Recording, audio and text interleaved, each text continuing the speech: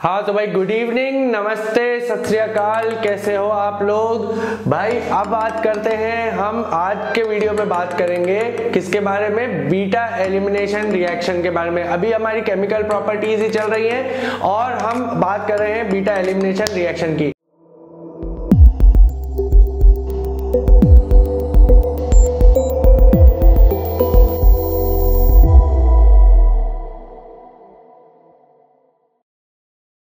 अब भाई जैसे कि मैंने आपको पिछले वीडियो में समझाया था कि SN1 और SN2 के मैकेनिज्म क्या होते हैं। इसका मैकेनिज्म, बीटा एलिमिनेशन का मैकेनिज्म जो है वो बिल्कुल ही आसान है। देखो, जो भी कार्बन का एटम है जिसके अंदर से कोई भी ग्रुप अटैच्ड है उसको हम क्या बोलते हैं, अल्फा कार्बन। ठीक है, उसको क्या बोलते हैं, अल्फा कार्बन। तो यहाँ पे अगर सपोज करूं मैं, ये ग्रुप जुड़ा हुआ है इसके अंदर और इसको मैं बोलूंगा अल्फा कार्बन। इसके जस्ट बगल में जो अगला कार्बन का एटम होगा उसको मैं बोलूंगा बीटा कार्बन। तो ये रहा मेरा बीटा कार्बन।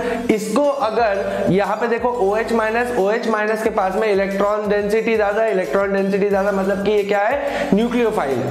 अगर ये इसकी तरफ रिएक्शन करने के लिए आएगा तो बेसिकली ये क्या करेगा कि जो बीटा कार्बन है, बीटा कार्बन पे क्या बन जाएगा, डबल बॉन्ड। बीटा कार्बन पे क्या बन जाएगा, डबल बॉन्ड। तो यहां पे देखो बना डबल बॉन्ड, ये हो गया कन्वर्ट काय में, इथीन में, और यहां पे हमारे पास में H2O बाहर और हमारा हैलाइड आयन जो है वो बाहर निकल जाएगा। ये होता है बीटा एलिमिनेशन रिएक्शन। इसमें एक रूल जो है वो हमको समझना जरूरी है जिसको हम बोलते हैं सेटजेफ रूल। सेटजेफ रूल में अगर मैं यहाँ पे एक ब्रोमोब्यूटेन अगर मैंने यहाँ पे 2 ब्रोमोब्यूटेन अगर मैंने यहाँ पे ली है तो 2 ब्रोमोब्यूटेन में यहाँ पे अगर मैं इसका KOH के साथ में, अल्कोहलिक KOH के साथ में मिला के इसको हीट करूंगा तो यहाँ पे मेरे पास में 2 प्रोडक्ट बनेंगे, दिस एंड दिस। इसके अंदर मेजर प्रोडक्ट जो है मेरे पास में, अगर अपन इसकी नेमिंग करें तो नेमिंग करने पे हमको ये पता चलेगा कि ये क्या है,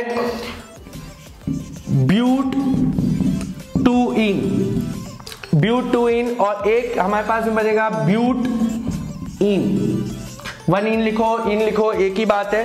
तो यहाँ पे ब्यूट-2-इन जो है वो मेजर प्रोडक्ट होगा क्योंकि ये सेटजेफ रूल को क्या कर रहा है, फॉलो कर रहा है। सेटजेफ रूल बेसिकली ये बोलता है कि जहां पे हमारे पास में कम का हाइड्रोजन एटम होंगे, कम हाइड्रोजन, जो लिविंग ग्रुप होगा, leaving group is bromine, leaving group जो होगा, ठीक है, वहां पे क्या बनेगा, ये अल्फा कार्बन और ये बीटा कार्बन। तो यहाँ पे 2 बीटाज है, तो यहाँ पे ये वाला बीटा को वो प्रेफर करेगा जिसके पास less number of hydrogen atoms होंगे। तो ये वाले बीटा पे क्या बनेगा, डबल बॉन्ड बनेगा, ये बना डबल बॉन्ड, और यहाँ पे ये होगा मेजर प्रोडक्ट। एक और यहाँ पे हम देखें कि एक और प्रोडक्ट पॉसिबल है, वो कौन सा है, ब्यूटीन। और ब्यूटीन को ये जो हमारा प्रोडक्ट है इसको फेवरेबल नहीं है क्योंकि यहाँ पे सेटजेफ रूल जो है फॉलो नहीं हो रहा। तो सेटजेफ रूल के अकॉर्डिंग ये रिएक्शन, बीटा एलिमिनेशन रिएक्शन जो है वो चलती है। अगर हम आगे बढ़े, और एक और प्रॉपर्टी जो हमको ध्यान में रखनी है वो है रिएक्शन विथ मेटल्स। अगर हमारे हेलो अल्केन जो है वो रिएक्शन करते हैं किसके साथ में, मेटल के साथ में, in the presence of ether, तो यहाँ पे 2 ग्रुप्स जो है वो RR ग्रुप्स जो है वो कंबाइन हो जाते हैं और जो हमारा हैलाइड आयन है वो उस मेटल के साथ कंबाइन होके सॉल्ट बना के बाहर निकल जाता है। अगर मैं बात करूं इसमें और टाइप के रिएक्शंस की, तो भाई बात करें अगर इलेक्ट्रोफिलिक सब्स्टिट्यूशन रिएक्शन, अब अपन ने न्यूक्लियोफिलिक सब्स्टिट्यूशन रिएक्शन पढ़ा है और यहाँ पे बात हो रही है इलेक्ट्रोफिलिक सब्स्टिट्यूशन रिएक्शन की। इलेक्ट्रोफाइल क्या होगा, इलेक्ट्रोफाइल मतलब, इलेक्ट्रो मतलब होता है इलेक्ट्रॉन और फाइल मतलब होता है जिसके इलेक्ट्रॉन के लिए जिसको लव हो।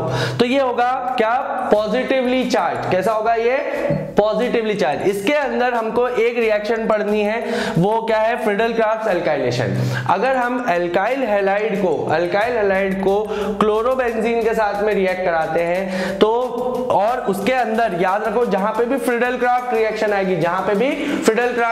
आएगी वहां पे एनहाइड्रस AlCl3 वहां पे डालना जरूरी है। किसी भी चैप्टर में आए लेकिन एनहाइड्रस AlCl3 के अलावा ये कोई भी रिएजेंट यहाँ पे नहीं डलना, वो कम से कम ये तो डलेगा ही डलेगा। इसके 2 प्रोडक्ट्स पॉसिबल है, ऑर्थो प्रोडक्ट और एक पैरा प्रोडक्ट। इसके अंदर पैरा प्रोडक्ट जो होगा वो क्या होगा, ज्यादा स्टेबल रहेगा। तो चलो इसी के साथ में एक और रिएक्शन है इसके अंदर, वो भी देख लेते हैं।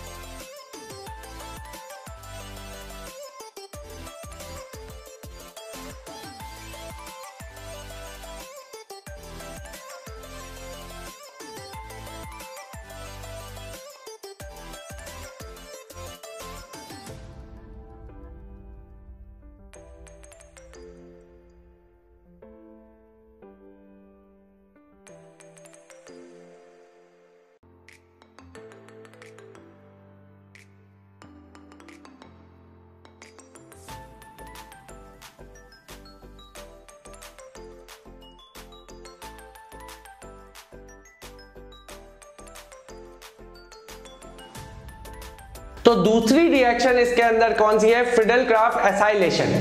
तो भाई एसाइल कंपाउंड को जब मैं क्लोरोबेंजीन के साथ में क्या कराता हूं, रिएक्ट करता हूं, ये रहा एसाइल, ठीक है, जिसके अंदर इस टाइप का एसाइल क्लोराइड बोलते हैं इसको, जिसके अंदर हमारे पास में कीटोनिक ग्रुप लगा हो और यहाँ पे कौन सा हैलाइड ग्रुप दोनों एक साथ लगे हो, तो इनको बोलते हैं हम एसाइल कंपाउंड्स। तो एसाइल कंपाउंड्स को जब मैं इनके साथ में क्या कराऊंगा, रिएक्ट कराऊंगा, तो यहाँ पे दो प्रोडक्ट्स बनेंगे।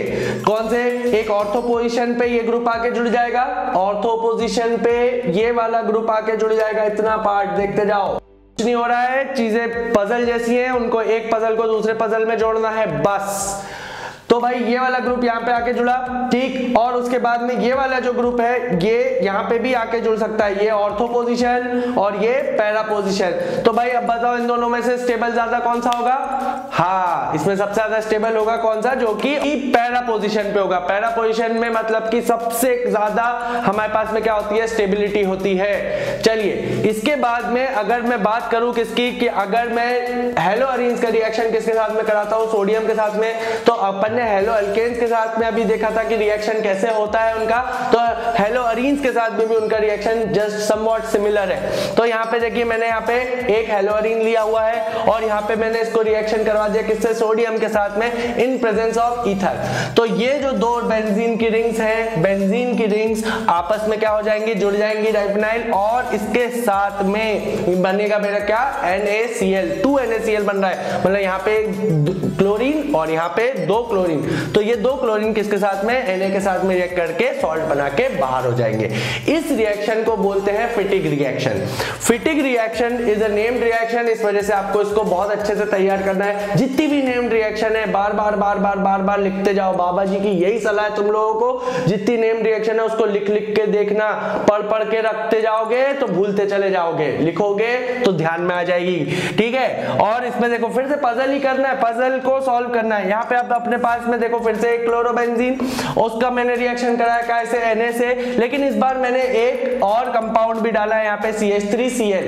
CH3Cl याद करो पिछले वीडियोस में अपन ने कैसे बनाया था, हाँ CH4 को जब अपन Cl2 के साथ में क्या कराते थे, रिएक्शन कराते थे, तो एक HCl बाहर निकल जाता था और एक Cl जो था वो कहाँ चला जाता था, यहाँ पे किसके साथ में, मीथेन के साथ में, तो CH3Cl। जब मैं इसका रिएक्शन कराऊंगा फिर से किसके साथ में, ईथर के प्रेजेंस में, क्लोरोबेंजीन के साथ में, तो हमारे पास में रिएक्शन में यहाँ पे ये जो CH3 ग्रुप है, CH3 ग्रुप है, वो कहाँ आके जुड़ जाएगा, इस बेंजीन रिंग पे। और जब ये यहाँ पे आके जुड़ रहा है तो क्लोरीन को बाहर निकलना पड़ेगा।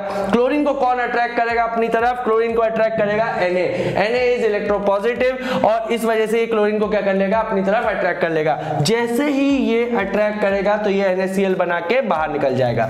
ये दो लोगों ने कंबाइंड रिएक्शन बनाई थी, इसलिए इसका नाम है वुड्स फिटिग रिएक्शन। वुड्स फिटिग रिएक्शन और फिटिग रिएक्शन में ज्यादा अंतर नहीं है, सिर्फ एक ही अंतर है, कौन सा, यहाँ पे CH3Cl और डल जाता है, CH3Cl और डल जाता है। जैसे ही CH3Cl का इंट्रोडक्शन यहाँ पे होता है तो यहाँ पे प्रोडक्ट्स भी देखो अलग अलग बनने लगते हैं। तो भाई ये था पूरा का पूरा कत्था चिट्टा हेलो एल्केन और हेलो अरीन का, ठीक है। आई होप आपको समझ में आया होगा। इसको यहाँ पे जितनी भी चीजें मैंने आपको पढ़ाई है इसको आराम से बैठो, प्रैक्टिस करो, और अगला जो चैप्टर मैं तुम्हारे पास में लेके आऊंगा वो होगा पी ब्लॉक। तुम लोगों ने बहुत रिक्वेस्ट करी है कि सर इनऑर्गेनिक भी चालू करिए, इनऑर्गेनिक के भी मैं चैप्टर लेके आऊंगा, कोऑर्डिनेशन कंपाउंड भी अपन आसानी से अच्छे से समझ के पढ़ेंगे, लेकिन उससे पहले पी ब्लॉक बड़ा चैप्टर तुम लोगों को लग रहा है, पी ब्लॉक का भी निचोड़ में तुम्हारे बाबा जी तुम्हारे लिए लेके जरूर आएंगे, ठीक है। तो डटे रहो, बने रहो, पढ़ाई करते रहो